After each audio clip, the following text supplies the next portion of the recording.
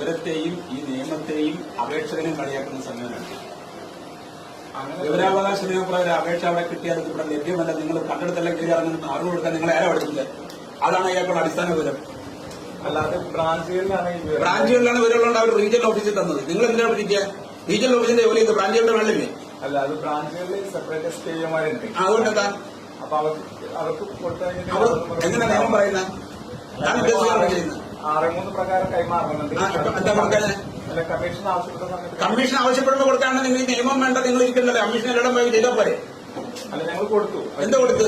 അവിടെ വിവരം ലഭ്യതയും നിങ്ങൾ കൊടുത്തു. അവിടെ മറ്റുള്ള ഓഫീസുകളിൽ കയറി ഇറക്കാൻ നിങ്ങൾ മറുപടി കൊടുത്തു. അതല്ലേ ചെയ്തത്? ഇത് ആരുടെ വ്യക്തിപരമായ കാര്യം? ഏത് മൂന്നാം കക്ഷി?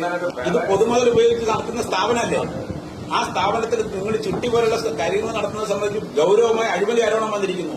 നിങ്ങൾ മൂന്നാം കക്ഷി വിവരമാണെന്ന് നിങ്ങളാണ് തീരുമാനിക്കുന്നത്. മൂന്നാം കക്ഷി 820 ആണെന്ന് നിങ്ങളുടെ ആര് പറഞ്ഞു?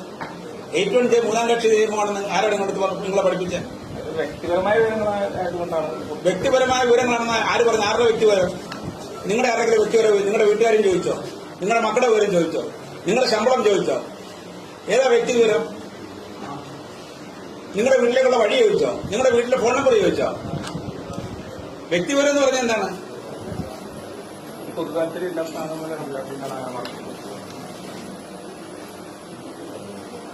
16/8/23 ചോദിച്ച മുഴുവൻ വിവരങ്ങളും നിങ്ങൾ കൊടുക്കണം. അല്ലെങ്കിൽ നിങ്ങളുടെ സബ് ഓഫീസുകളാണ് അതിന് കളക്ട് ചെയ്ത് ഇമ്മീഡിയറ്റ് ആയിട്ട് കൊടുക്കണം.